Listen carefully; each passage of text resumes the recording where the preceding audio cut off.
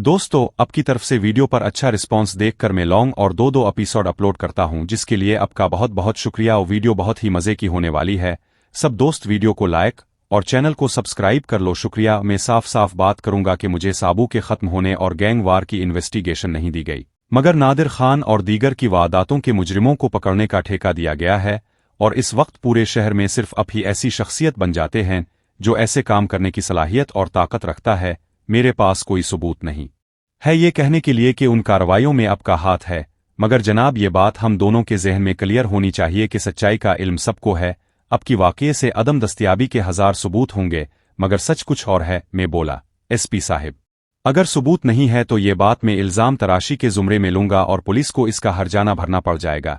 मैं कहीं इससे मेरी साख मुतासिर हो सकती है। वो बोला, साख तो शायद मजीद बन जाए। खैर, कुछ पूछताछ के लिए आपको क्राइम ब्रांच चलना होगा। मैं बोला, तो क्या मैं खुद को जेर हिरासत समझूं? वो उठते हुए बोला, नहीं, बस कानून की नज़र में समझी, आपको हेडक्वार्टर चलना होगा। मैं बोला, मैं अपनी गाड़ी में फॉलो करता हूं। वो बोला, इसकी ज़रूरत नहीं, अब मेरे साथ मेरी गाड़ी में चलिए, वापसी पर भी कोई इंतज़ाम कर लिया जाएगा। वैसे भी अब तो जहाज़ों पर मुख से बाहर पहुंच जाते हैं, वहां से घर का मसला नहीं हो। मैंने कंधे उचकाए और इसके साथ चला गया। हम इसकी गाड़ी में बैठकर क्राइम ब्रांच चले गए। मैं वहां पहुंचकर बोला, क्या मैं अपने वकील को कॉल करूं? वो बोला, नहीं, आपको बाकायदा गिरफ्तार नहीं किया गया, सिर्फ तफ्तीश के लिए बुलाया गया है। मुझे एक कमरे में बिठा दिया गया। 2 घंटे बाद मुझसे पूछताछ शुरू हुई। इस एसपी के अलावा भी 2 और बंदे थे जो यकीनी तौर पर खुफिया ब्रांच से थे। उनके सवालात से धमकियों पर मुकम्मल थे। मैं क्या काम करता हूं? मैंने साबू को क्यों मारा? नादिर खान से मेरी क्या दुश्मनी थी? मेरा शहर में अपना गैंग बनाने का इरादा है। वो कुएं के रोज में कहाँ था और कुनकुन के साथ था। 2-3 घंटों की झक के दौरान में उनके सामने बिल्कुल ना टूटा। मैंने हर सवाल का तुर्की बतरस जवाब दिया। मेरा साबू से कोई ताल्लुक नहीं था। वो अपने ही गैंग में फूट की वजह से मरा, ये पुलिस ही का बयान था। इसका बाकी मानदा गैंग पुलिस ने अड़ाया, ये भी ऑन रिकॉर्ड था। नादिर खान को ना मैं जानता था, ना मेरा इससे कोई ताल्लुक था, ना लेना ना देना। नादिर खान के लोगों ने भी यही बताया होगा कि मुझसे उनकी कोई दुश्मनी नहीं थी। वो कुएं के रोज में इस्लामाबाद में वजारत के सेक्रेटरी के साथ था। शाम को मैं सेंट्रल मिनिस्ट्री के सेक्रेटरी के साथ डिनर में मदऊ था। इसकी तस्दीक काशिफ और जैगम दोनों ने कर दी। उनसे टेलीफोन पर पूछा तो दोनों ने कहा कि हाँ, जो टाइम इसने बताया है इसमें वो हमारे साथ था। मेरे खिलाफ कोई सबूत नहीं था, बस जुर्म की दुनिया की अंदरूनी कहानियां ही थीं जो सबको यही कह रही थीं कि शहर में बस अब में ही वो था जो नादिर खान की मौत के बाद उनका नया वारिस था। मुझे शाम के वक्त छोड़ दिया गया, मगर ये तंबी की गई कि मुझ पर उनकी नज़रें हैं और मैं बना बताए मुका शहर से बाहर नहीं जा सकता। जब भी उन्हें ज़रूरत पड़ेगी मुझे बिलवा लिया जाएगा। मैं बाहर निकला तो मुझे मेरा फ़ोन भी वापस मिल गया। यकीनन इसका कॉल रिकॉर्ड भी निकाला गया होगा, मगर जाहिर है जो नंबर मेरे नाम पर था इससे मैंने किसी भी जराइम पेशा इंसान से राब्ता नहीं किया था। मैंने वजाहत को कार लाने को कहा और इसके साथ वापस घर की तरफ जाने लगा। रास्ते में मुझे मैडम शबीना की कॉल आई। वो बोली, पप्पू साहिब, वो औरत जिसने असलम कुरैशी की बेवा होने का दावा किया है वो आज मिलने को राजी हो गई है। मैं बोला, इसे बलवा लीजिए, मैं अभी मिल लेता हूं। मुलाकात की जगह एक कोठी थी जहां वो मुकीम थी। मैं वजाहत के साथ वहां पहुंचा तो बाहर मैडम का बंदा खड़ा था। वो बोला, साहिब, मैडम ने कहा है कि अकेले तशरीफ लाइयो। मैंने वजाहत को बाहर रोका और खुद अंदर दाखिल हो गया। मुलाजमा मुझे ड्राइंग रूम तक ले गई, जहां मैडम, एक जवा साल खुश शक्ल औरत और एक मर्द बैठा था। एक नज़र डालते ही मर्द के कबीले का अंदाज़ा हो जाता था। वो शक्ल से मक्कार और धोखेबाज लगता था। औरत के चेहरे पर हिस्न के साथ साथ अयारी और बाजारीपिन की भी छाप लगी हुई थी। मैडम ने मेरा तारुफ करवाया और उनका तारुफ गिलबानो बेगम और मुश्ताक के नाम से करवाया। रस्मी बातों के बाद मैंने बात शुरू की और बोला, गिलबानो बेगम, मैं इस बहस में नहीं पड़ूंगा कि आपका दावा सच्चा है या झूठा। मैं बस ये इल्तिजा करता हूं कि आप इलेक्शन तक अपने दावा से दस्तबरदार हो जाए। इस सिलसिले में अब जो भी हुक्म करे वो मैं मानने को तैयार हूं। इसने तो जवाब ना दिया, मगर मुश्ताक बोला, ओ पाई, तूने हमें कुंजर समझा है? जो तो कहेगा तो हम पैसे खरे करके अपने बच्चों को बाप का नाम नहीं देंगे। ओ मैं बोला, देखिए, ऐसा यकीनन होगा कि बाप वही होगा, इसमें कुछ बईद नहीं है, मगर जनाब हालात हमें इजाज़त नहीं देते कि हम ऐसे किसी स्कैंडल में उलझे। एक बार इलेक्शन हो जाए तो फिर अब चाहे वापस दावा कर दे। इस वक्त तक हम आपकी कफालत का जिम्मा उठाते हैं।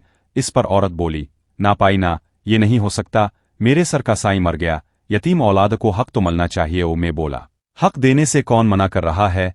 नकद हक दलवा दूंगा, मगर बाप का नाम अभी मुमकिन नहीं हो। इस पर मुश्ताक बोला, चल बाऊ, उठ खड़ा हो, बहुत गिलबात हो गई, चल निकल। मैं मैडम से बोला, मैडम माजरत चाहोगा मगर ये लोग प्यार की जुबान नहीं समझते, उन्हें आखिरी बार अपनी जुबान में समझाइए वरना मैं समझाऊंगा तो बात बिगड़ जाएगी।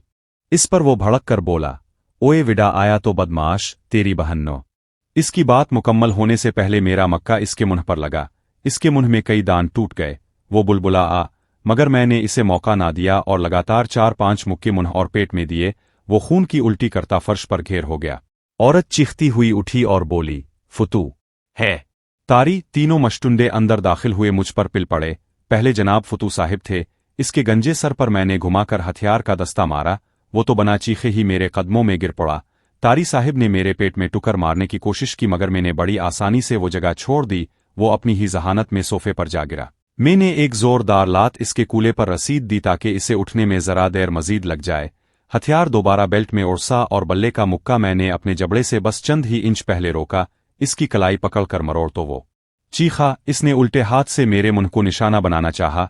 मैंने वो कलाई भी पकड़ ली, एक जोरदार लात इसके टखने पर रसीद की। वो डिकराता हुआ मेरे कदमों में बैठ गया। इसकी दोनों कलाइयां बदस्तूर मेरे हाथों में थीं। मैंने इसके मुंह पर 2-3 बार पीर से ठोकर लगाकर इसका मुंह लहूलुहान कर दिया। वो बिल्कुल बेदम हो गया तो कलाइयां छोड़ दे। वो मरी छिपकली की तरह उल्टा गिर पड़ा। मैंने अचानक महसूस किया कि तारी संभल गया है और पीछे से मुझ पर वार करने ही वाला है। मैंने उजलत में खुद को झुकाया और दाईं तरफ मुड़ते हुए तारी को देखा जो एक गुलदान उठाए मेरे सर का निशाना लिए हुआ था। मगर मैंने मुड़ते मुड़ते इसके पेट में मक्का मारा और इसका गिरता गुलदान थामकर इसी के सर पर मार कर तोड़ दिया।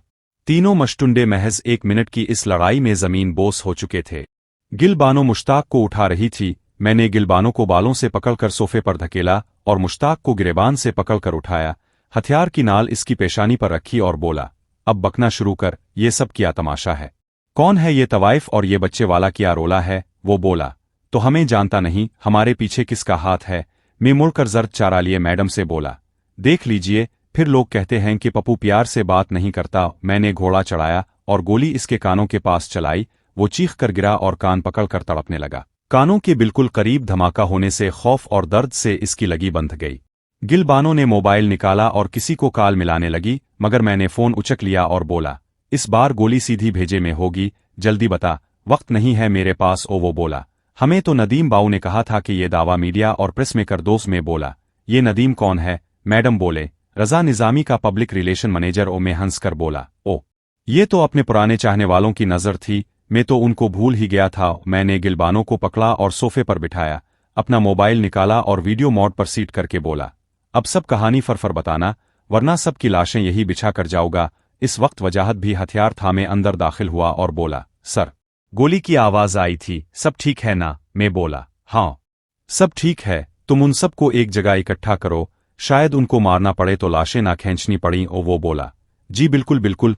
इसने हुनकार कर सबको एक कोने में बिठा दिया। रिकॉर्डिंग शुरू हुई और गिलबानो शुरू हो गई।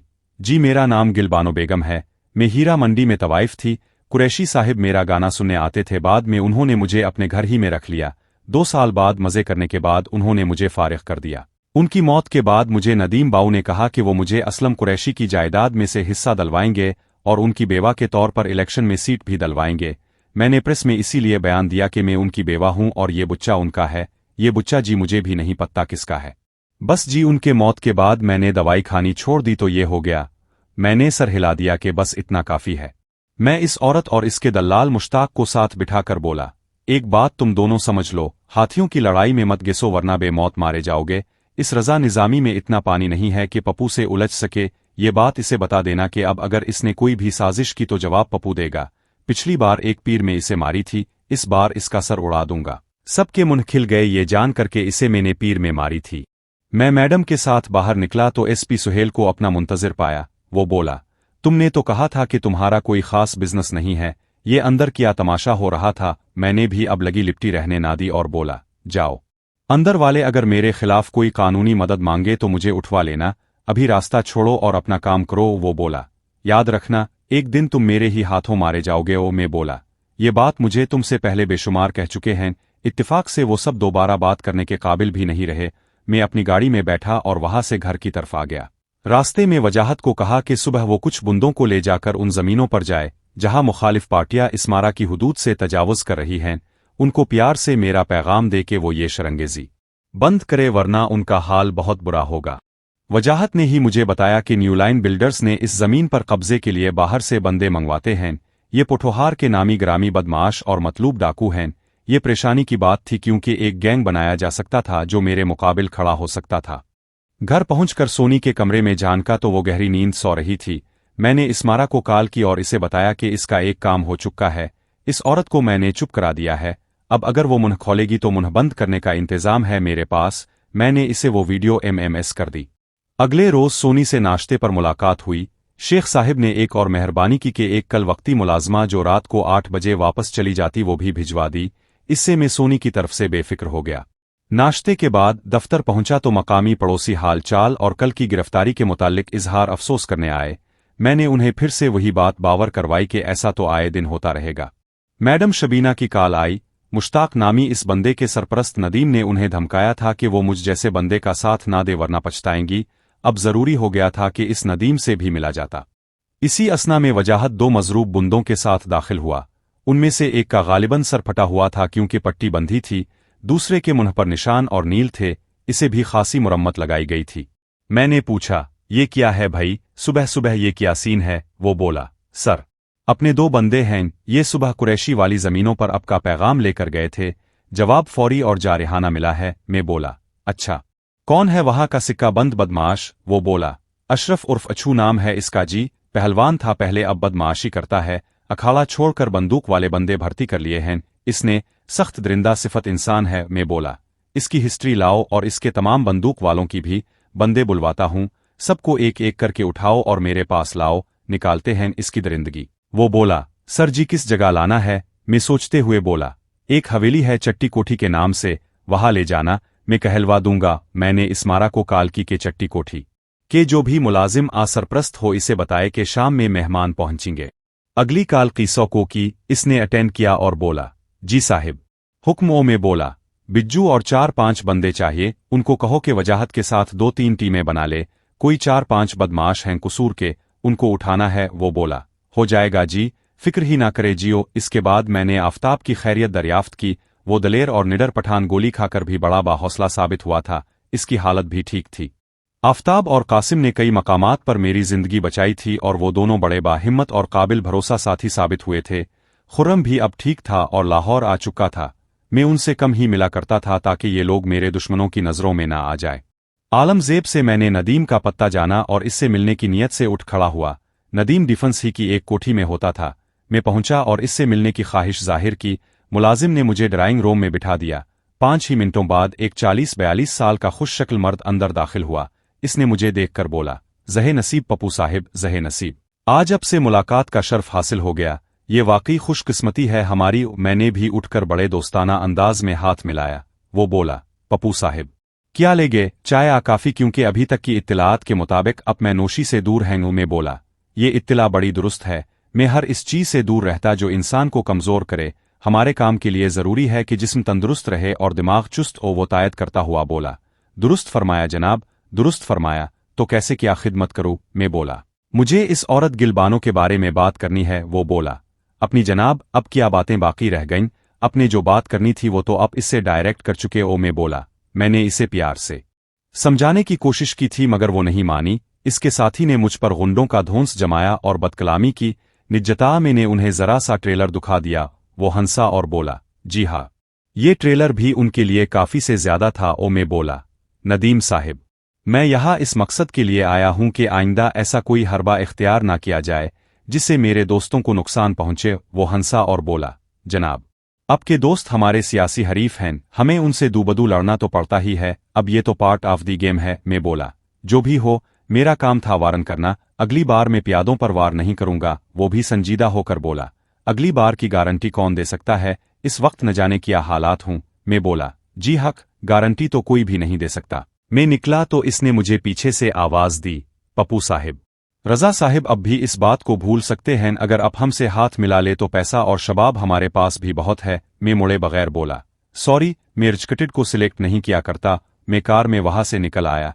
मेरा रुख अब इस्मारा की तरफ था। वो घर पर ही थी। इसका फैला हुआ वजूद कभी बड़ा हैजान अंगेज लग रहा था। वो बोली, जी पप्पू साहिब फरमाइए। ओ मैं बोला, मैंने इस औरत को तो बेअसर कर दिया है। अब इसका कोई दावा परेशानी का बाइस नहीं, मगर ये लोग रजा निज़ामी के लोग हैं, ये छप छुपाकर ऐसी साजिशें करते रहेंगे, उनसे मोहतात रहने की ज़रूरत है। वो बोली, तजवीज़ का शुक्रिया, मैं मोहतात रहूंगी। और मैं वापस दफ्तर आ गया। न्यूलाइन बिल्डर्स ने जिन मुजरिमों को इस जमीन को खाली कराने का काम दिया था, मैंने उनके बारे में जानने के लिए कीसों को लगाया।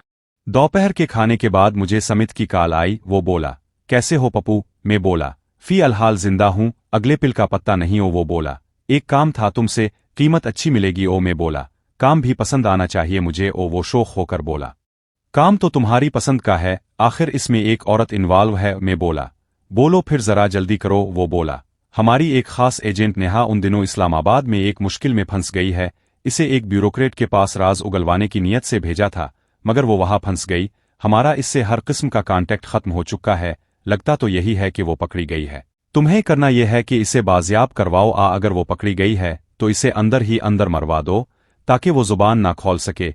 इसके अलावा अगर वो कुछ बिक चुकी है तो जिसके कानों में खबर गई है इसे भी मौत के घाट उतार दो। बस इतना मामूली सा काम है। मैं बोला, वह तुम्हारे मामूली काम, लड़की और इस ब्यूरोक्रेट के भी तमाम कवायफ मुझे दे दो। वो बोला, शाम तक तुम्हारे एड्रेस पर फाइल कुरियर से डिलीवर हो जाएगी। मैंने वजाहत को कॉल की तो पता चला कि 3 बंदे उठाए जा चुके हैं, मगर एक बंदा यानी अछू पहलवान एक शादी में मदू है, इसी वजह से इसे नहीं उठाया जा सका। मगर वो लोग लाहौर से जरा बाहर घात लगाए बैठे थे। मेरा इरादा भी यही बना कि मैं खुद भी उनके पीछे जाऊं, अछू को उठाकर चट्टी कोठी जाओ। मैंने गाड़ी इस तरफ मोड़ ली जिस तरफ मीरन साहिब के बंदे अछू पहलवान को घेरने वाले थे। मैं जगह से अभी काफी फासले पर था कि मुझे गड़बड़ का एहसास हुआ। ये एहसास इस तरह हुआ कि सामने से 2 गाड़ियां बड़ी तेजी से निकलें और उनके ड्राइवर्स के चेहरों पर खौफ था। मैंने शीशा नीचे किया तो मुझे हल्की हल्की सी बौछार की आवाज सुनाई दी। मैंने गाड़ी की रफ्तार बढ़ा दी और 2 मिनट ही में जाए वो कुआं पर पहुंचा। यहां वाकई गुमसान का रन पड़ा था, बारूद की महक और धूल थी। एक तरफ एक ओपन जीप खड़ी थी जिस पर लथपथ एक इंसान तड़प रहा था। यकीनी तौर पर इसके कुछ ही सांस बाकी थे। इसके पीछे एक डबल केबन गाड़ी थी जिसकी ओट से दूर कलाशिन बरदार बौछार कर रहे थे। वजाहत हथियार थामे मुझे कुछ दूर झाड़ियों में दबका नजर आया। उनके मुखालिफ 2 बंदे थे। एक 6-6.25 फुट का सुल्तान राही टाइप बंदा था जिसके हाथ में शॉटगन थी और एक कलाशिन थामे पेंट शर्ट में मलबूस था। अचानक सुल्तान राही ने एक दस्ती निकाला और इस तरफ उछाल दिया जिस तरफ डबल केबन पकअप खड़ी थी। दस्ती गिरते ही इसके पीछे कोड़ लिए दोनों बंदे सरपट भागे और सड़क पर औंधे जा गिरे। कान फाड़ने वाला शोर हुआ। किसी को भी मुखालिफ पार्टी का बंदा दिखाई नहीं दे रहा था, खुद मुझे भी ठीक से कुछ नजर नहीं आ रहा था। अचानक शॉट की नाल मेरी गाड़ी के शीशे से लगी और सुल्तान राही को मैंने अपने सर पर खड़े देखा। इसकी धमकी के पेश नजर मैंने फौरन शीशा नीचे किया तो बाहर की धूल मिटी और काला धुआं इस तेजी से अंदर दाखिल हुआ कि मुझे खांसी आ गई। सुल्तान राही ने झट पिछला दरवाजा खोला और अंदर बैठ गया। इसने गरज कर कहा, ओए गड्डी पीछे नो ले जल्दी कर। ओए ओ मैंने बना तवक्कुफ गाड़ी को रिवर्स गियर में डाला और फुल स्पीड में पीछे किया। इसका कलाशिन बरदार साथी भी लंगड़ाता हुआ हमारी तरफ मदद तलब करता हुआ आया, मगर अचानक झाड़ियों में दबके वजाहत का दाव चल गया। इसने महज 5 फुट के फासले से इसकी पीठ में उतार दिया। वो बेचारा जो अपने साथी को इशारा कर रहा था कि मुझे भी चढ़ाओ, बीच सड़क में ऊंधा गिर पड़ा। सुल्तान राही बोला, और तेज चलाओए, जल्दी करो, साथ फोन दो मुझे। ओ एक शॉट वाले से अब क्या बहस कर सकते हैं। मैंने इसे अपना मोबाइल थमा दिया। इसने नंबर टच किए और तीसरी चौथी ट्राई पर कॉल इस तरफ उठा ली गई। वो बेताबी से बोला, बड़े साहिब को बताओ लाहौर के बाहर हम पर हमला हुआ है, 2 बंदे उड़ गए हैं और मैं निकल आया हूं, अब अड्डे पर जा रहा हूं। पली पर माखे और लगे को भेज दो, मुझे लगता है ये कुरैशी के बंदे हैं। वो काल काट कर वो बोला, ओए ये किधर मोड़ ली तुमने? ओ मैंने गाड़ी उल्टे हाथ मोड़ ली और एक तंग सी कच्ची रोड पर गाड़ी उतार ली। मैंने बैक मिरर में देखा तो इसके चेहरे पर सफ़ाकी और दरिंदगी दिखाई दी। मेरा अपना भाई भी पहलवान था, मगर इसके चेहरे पर मुझे हमेशा बच्चों जैसी मासूमियत और सादगी दिखाई देती थी। इसने कभी किसी आतिशी हथियार को नहीं छुआ था, वो उन्हें नापाक तसव्वुर करता था। इसमें कोई शुबा नहीं रहा था कि यही अछू पहलवान है। इसके बाद मुझसे बोला, चल अब गाड़ी उधर रोक, तेरा टाइम पूरा हो गया। असूलना तो ये होना चाहिए था कि मैंने इसकी जान बचाई थी, वो मुझे कम अज कम जिंदा तो छोड़ देता। गाड़ी बेशक ले जाता, मगर इसका इरादा मुझे बिलावजा खत्म करने का था। ये सरहा ज्यादती और नाइंसाफी थी। मैं मिन्नत करते हुए बोला, ओ भाई जी, मैंने तो आपकी मदद की है, मुझे तो नुकसान ना पहुंचाए, मुझे उतार कर गाड़ी ले जाएं। बेशक, वो गरज कर बोला, बकवास ना कर, समझ ले तेरी मौत आज आई थी तो तुम यहां पहुंच गया। मैंने अचानक ही हैंड ब्रेक लगाई और उल्टे हाथ से नाल को अपने से दूर हटाया। गाड़ी के डैशबोर्ड और विंड स्क्रीन को चिकनाचूर कर गए। किरचियां तो बाहर गिरी मगर कई छुरे डैशबोर्ड से हिट होकर वापस मुझे और अछू को लगे। बैक वक्त हम दोनों को झटके लगे। इसमें बिला की ताकत थी।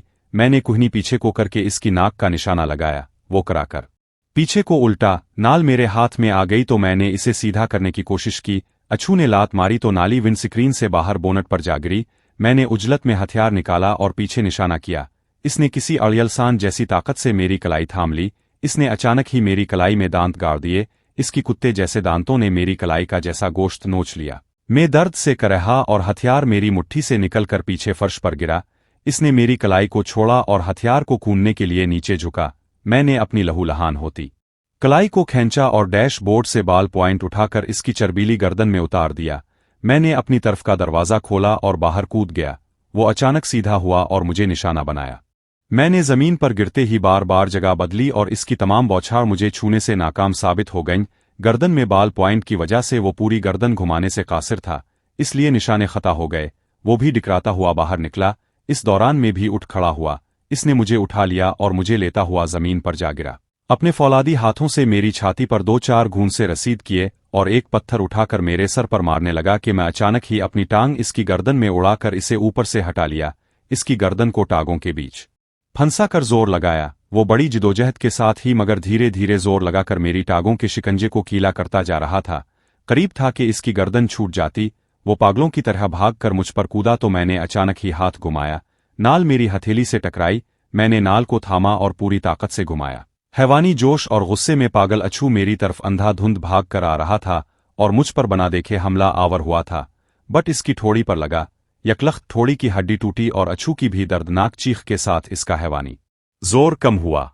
मैंने चलने की कोशिश की तो 2 कदमों बाद गिर पड़ा। मुझे पीछे धूल उड़ती दिखाई दी। मैंने हथियार उठाया इसे और गाड़ी की ओट से नौवारिद अफराद का इंतजार करने लगा। खुशकिस्मती से आने वाले मेरे साथी थे जो मेरा पीछा करते पहुंचे थे। 5 मिनट के दौरानिये में इतना बड़ा मरका हुआ था कि मैं अंदर तक थक और टूट चुका था। वजाहत उतर कर बोला, सर अब ठीक हैं। मैं मुस्कुराते हुए बोला, क्यों, मुझे क्या होना है? वो बोला, सर आपको क्या हो सकता है, अब चलीं सर, हम सब निमटा कराते हैं। मैं गाड़ी में बैठ गया तो मीरन साहिब के बुंदों से बोला, इसके कुछ लोग आ रहे हैं, कोई पिल है यहाँ कहीं, वहां पर अपने बंदे घात लगाकर बैठ जाए, जो भी मुसल्ला बंदे आए उड़ा दूं। ओ वो बोला, साईं पास ही एक नहर की पिल है, कोई 4-5 मील दूर। ओ मैं बोला, बस तुम लोग जाओ, एक बंदा मेरे साथ काफी है। वजाहत और मीरन साहिब के 2 बंदे निशानों वाली डबल केबन में बैठकर वहां से चले गए। मैं वापस लाहौर की तरफ रवाना हुआ। मैंने एसपी सादिक को कॉल की कि सुबह 10 बजे मेरी कार चोरी हो गई है। इसने रिपोर्ट दर्ज करवाने की हामी भर ली। मीरन साहिब का बंदा बोला, साहिब वुडी साई ने आपको हवेली पर लाने को कहा है, एक डॉक्टर भी है, वहां अपनाओ। मैंने इस बात में सर हिला दिया। अब छूटी हवेली जाना बेसूद था। अछू पहलवान तो मारा गया था जिसे वहां मारना पीटना मकसूद था। हम 10 मिनट बाद ही एक हवेली में दाखिल हुए। ये हवेली बॉर्डर एरिया के पास थी। मीरन साहिब निकाब पोश हुलिये में फर्शी नशिस्त पर विराजमान थी और इसके खास बंदे असलहा बंद होकर मुअद्दब खड़े थे। मीरन साहिब मेरे जख्मी वजूद को देखकर बोले, मुझे समझ नहीं आता आखिर तुम हर लड़ाई में खुद क्यों कूद पड़ते हो? मेरे बंदे काफी नहीं हैं क्या जो तुम हर बार लहूलहान आते हो? मैं हंस कर बोला, ऐसा है कि जब लीडर ही फिस पैसा हो तो बुंदों में दिलेरी और जानफिशानी कहाँ से आएगी? मैं उनके शाना बशाना लड़कर दिखाता हूं ताकि वो भी मेरी तकलीद का हौसला पैदा करे। डॉक्टर ने मुझे साथ लिया और कमरे में ले जाकर कैंची से मेरे कपड़े काटे और जिस्म पर पानी छिड़क कर साफ किया। वो मुझे सरगोशी में बोला, क्या साहिब इतनी चोटें किसी जंग से लूटे हैं क्या? मैं बोला, ओ नहीं डॉक्टर साहिब, बस हल्की सी मार कटाई होती है। आधे घंटे बाद में तमाम जख्मों की ड्रेसिंग हो चुकी थी। मुझे ओढ़ने के लिए चादर दे दी गई। मैं चादर ओढ़कर मीरन साहिब के हाल नुमा कमरे में वापस आ गया। मीरन साहिब बोले, अछू पहलवान का बड़ा नाम था उन इलाकों में, कहा जाता था कि वो नाकाबिल शिकस्त है। मैं बोला, बस फिर आज लोगों का कहा गलत साबित हो गया। इसका एक खास बंदा जिसे शायद बोलने की इजाजत थी वो मुस्कुरा कर बोला, साईं ये भी तो देखे इसने पिंगा किससे ले लिया? और मीरन साहिब के तमाम बुंदों के मुंह पर हल्की सी मुस्कुराहट आ गई। मीरन साहिब बोले, देखो उनको देखो, जब भी तुम्हारा कोई वाकया सुनने में आता है सबकी ऐसी ही बुतियसी निकल आती है जैसे उन्हें तुमने नहीं उन्होंने मारा हो। मैं बोला, क्या फर्क पड़ता है, कई मामलों में उन्होंने मुझसे बढ़कर काम किया है और मेरे लिए कईयों ने जाने दी हैं। वो बोले, इस बार भी मुकाबला बड़ी टुकर का होगा। अछू के पीछे नदीम का हाथ था, बड़ा गंदा इंसान है, मैंने कई काम किए हैं इसके लिए। वो हमेशा काम बाहर के लोगों से करवाता है। मैं बोला, इसकी कोई खास कमजोरी? वो बोले, महंगी तवाइफ और हराम का पैसा। वैसे शातिर आदमी है, मुझे लगता है कि वो भी तुम्हारे मुताल्लिक काफ़ी मालूमात इकट्ठी कर चुका होगा। ये न्यू लाइन बिल्डर्स के साथ क्या मामला है तुम्हारा? मैं बोला, कुछ खास नहीं, एक काम लाए थे, मैंने जवाब दे दिया।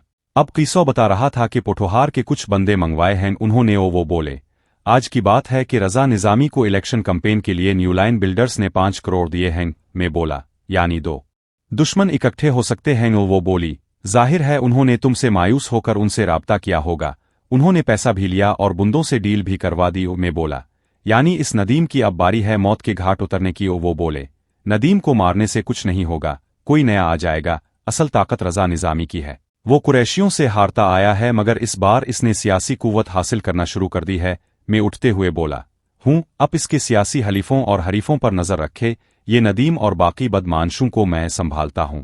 वो बोले, कहाँ जा रहे हो? मैं बोला, मुझे घर पहुंचना है, कुछ सामान आता है। वो बोली, यही मंगवाल, बंदा भिजवा देती हूं। मैं बोला, नहीं, वो लड़की सोनी भी अकेली है, मेरा घर पर रहना जरूरी है। मीरन साहिब उठते हुए बोले, पप्पू एक बात मानोगे?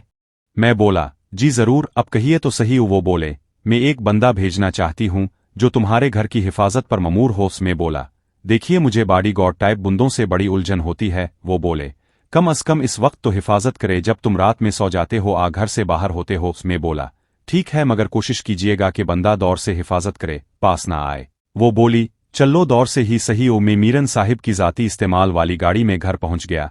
रात का खाना सोनी के साथ खाया। वो अब कदरे बेतकल्लुफ हो गई थी तो उधर उधर की छोटी मोटी बातें शेयर करती रहती। खाने के बाद मुलाजमा चली गई और मैं अपने कमरे में आ गया। बैल बजी, मैंने दरवाज़ा खोला तो कोरियर कंपनी वाला मौजूद था। रात के इस पहर कौन सा कोरियर वाला हो सकता था? ये महज कोरियर के लिबास में था। इसने एक खाकी लिफाफा मुझे थमाया और लूट गया। मैंने कमरे में आकर लिफाफा खोला। अंदर एक फाइल थी जिसमें एक हुसैन लड़की की तस्वीर थी। नीचे इसके कवायद दर्ज थे। नाम नेहा, उम्र 22 साल, कद 5 फुट 4 इंच, रंग गोरा। कौमियत में कुछ नहीं लिखा था। यकीनी तौर पर यह भी अफगान, उज़्बक, कश्मीरी होगी या किसी ऐसी जगह से ताल्लुक रखती होगी जो जंग की आग से गुजर चुके होंगे। उन इलाकों से बच्चियां उठवा कर उनको दहशतगर्दी के लिए ट्रेन किया जाता था। मैंने दूसरी फाइल निकाली तो एक दराज कद और खुश शक्ल मर्द की तस्वीर निकली। नीचे नाम लिखा था जीकीव गर्देजी, उम्र 41 साल, पाकिस्तानी, वजारत खारजा में चीफ सेक्रेटरी। नेहा एक हफ्ते से लापता थी। इसे गर्देजी के घर बतौर ट्यूशन टीचर भेजा गया था जहां इसने मालिक पर दौड़े डाले मगर अचानक ही जब वो मालिक के बिस्तर तक पहुंचने के नजदीक थी, लापता हो गई। कियास यही था कि पकड़ी गई या कहीं फंस गई। गर्देजी भी उन दिनों तबीयत की खराबी का बहाना करके घर में ही कैद था। इसने किसी भी मुलाकाती से मिलने से इनकार कर दिया था। मैंने शिराज से राब्ता किया और बोला, ये जीकीव गर्देजी क्या चीज है? वो बोला, है एक गंदा। क्यों? मैं बोला, ये राह वालों को इसमें क्या दिलचस्पी हो सकती है? वो बोला, पता नहीं, कुछ कहा नहीं जा सकता। क्यों, क्या हुआ? मैं बोला, उनकी एक एजेंट इस पर दौड़े डालने पर ममूर थी। वो एक हफ्ते से लापता है। मुझे इसे ढूंढने और बाजियाब करवाने का काम दिया गया है। वो बोला, हो सकता है कि इससे कोई राज उगलवाने हों, मगर ऐसे क्या राज हो सकते हैं? मैं बोला, वो लड़की कहाँ है ये बता सकते हो? वो बोला, ये तो तय है कि वो लड़की इंटेलिजेंस वालों ने नहीं उठाई है, ISI वाला चक्कर भी नहीं। लड़की अगर गायब हुई है तो यकीनन इसमें खुद गर्देजी का हाथ है। बदनजर इंसान है। मैं बोला, तुम मुझे गर्देजी के घर तक पहुंचा सकते हो? वो बोला, बहुत मुश्किल है, वजारत खारजा का चीफ सेक्रेटरी है वो। इस पर हाथ डालना इसे कोई काम कहना ऐसा है जैसा इंटेलिजेंस वालों की तनख्वाहें रोकना। वजीर खारजा को ये समझना है कि हम उन पर कोई कार्रवाई प्लान कर रहे हैं। ये सियासी लोग इतने करप्ट होते हैं कि हमारी हल्की सी मूवमेंट को ये समझ कर लेते हैं कि हमने उनके खिलाफ काम शुरू कर दिया है। मैं बोला, ऐसे तो नहीं चलेगा भाई, कुछ तो करना ही होगा। वो बोला, ये काम तो तुम्हें किसी नाजायज तरीके से ही करना होगा। मैं बोला, ठीक है, मैं देखता हूं। मैंने वो फाइल जला दी और राख फलश में बहा दी। मैं सोचने लगा कि क्या किया जाए। मैंने आलमजेब को कॉल की, नदीम के मुतालिक पूछा। वो बोला, यार बंदा तो बड़ा ही कमीना है। ये तो पक्की बात है कि अगर इसने न्यू लाइन बिल्डर्स से गठजोड़ किया है तो इसके सियासी मकासद बड़े बहीमाना हैं। मैं बोला, अब जरा नजर रखें क्या चल रहा है। मैं भी पता करता हूं। मुझे नींद नहीं आ रही थी। मैंने कई दिनों से अपनी शॉपिंग नहीं की थी। सोचा कि इस बहाने सोनी की भी शॉपिंग हो जाएगी। इसे तैयार होने का कहा और खुद भी तैयार होकर बाहर निकला। गाड़ी के लिए पहले ही शेख साहिब के इस दोस्त को कहलवा चुका था। एक कल्टस कार आई। हम दोनों इसमें बैठकर एक मार्केट चले गए। खूब अच्छा वक्त गुजरा और अच्छी खासी शॉपिंग के बाद हम वापस आ रहे थे कि मुझे एक अनजान नंबर से कॉल आई। मैंने कॉल अटेंड की तो दूसरी तरफ कोई नबील साहिब थे। मुझे याद आ गया कि ये इन्वेस्टिगेशन के एडिशनल आईजी साहिब थे। मैंने बड़े तपाक से सलाम दुआ की तो वो छूटते ही बोले, कसूर में एक पहलवान अछू का काम हुआ है। अपने इलाके में बड़ा रोब और दबदबा था इसका। सुनने में ये आया है कि इसका तुम्हारे साथ कोई मसला चल रहा था। मैं बोला, जनाब मैं किसी अछू को नहीं जानता और मेरी कौन सी इसके साथ जमीन साथी है, बस लोगों की बातें हैं, हर वक्त मुझे बदनाम करना चाहते हैं। वो बोला, खैर आज अछू के उड़ने के मामले में इन्वेस्टिगेशन और खुफिया महकमे की एक टीम तुम्हारे घर पर पहुंचने वाली है। तुम सोच लो क्या करना है। मैं कोई मदद नहीं कर पाऊंगा। मैं बोला, मैं ये सब हैंडल कर लूंगा, शुक्रिया आगाह करने के लिए। हम घर पहुंचे तो कार में गिल्ली में मौजूद थीं, जिनमें कुछ अफराद मौजूद थे। मैंने सोनी को अंदर भेज दिया और बोला, दरवाज़ा बंद रखना और परसुकून होकर सो जाना। मैं रात को लेट आऊंगा। और मैं उन कारों की तरफ बढ़ा तो पहली कार ही में से एसपी सुहेल निकला और बोला, पप्पू साहिब अब डरी नजर है अब की और उम्र भी है। मैं बोला, अब अपनी गिल्ली में बेमकसद दो कारों को खड़ा देखकर कौन नहीं चौंकेगा। मुझे भी शाम से हिचकियां महसूस हो रही थीं तो सोचा यकीनन अपने याद किया होगा। वो बोला, तो फिर चलीं, हेडक्वार्टर में कुछ बातचीत हो जाए। मैं बोला, जरूर चलिए जनाब, हम कानून की इज्जत करते हैं। मैं इसकी गाड़ी की पिछली सीट पर बैठ गया, एक बंदा मेरे साथ वाली सीट पर बैठ गया। एसपी के पास वायरलेस था। इसने पीछे वाली कार को कहीं और भिजवा दिया और ये कार पुलिस हेडक्वार्टर की तरफ जाने लगी। रात का वक्त था तो सड़कें सुनसान थीं। एक मोड़ काटते हुए अचानक एक मोटरसाइकिल वाला सामने आ गया। कार ड्राइवर ने बचाने की कोशिश की मगर फिर भी गाड़ी टच हो गई और वो फिसलता हुआ सड़क के बीचे बीच जा गिरा। गाड़ी को ब्रेक लगाकर एसपी सुहेल और ड्राइवर मजलत में उतरे तो अचानक ही खामोशी में कलाशिन और M4 की तड़तड़ाहट गूंजी। निशाना कार थी। मेरे साथ बैठा हुआ तो पहली ही बौछार में छलनी हो गया। मैंने दबक कर कार के फर्श में सिमटने की कोशिश की। एसपी ने उछलकर सड़क के किनारे पत्थरों के घेर के पीछे पना ली और हमला किए। सुहेल ने यकीनन सर निकालने से भी तौबा कर ली होगी। कार का ड्राइवर भी भागकर कचरे के ड्रम के पीछे छप गया। मैं दबका हुआ था इसलिए मुझे अंदाजा नहीं था कि कलाशिन बरदार कहाँ हैं और तादाद में कितने हैं। मैंने बड़ी खामोशी से इसकी तलाशी ली तो मुझे एक हथियार मिल गया। ऐसे में मोटरसाइकिल सवार ने उठकर बड़े मोहतात अंदाज में कार की तरफ पेश कदमी की।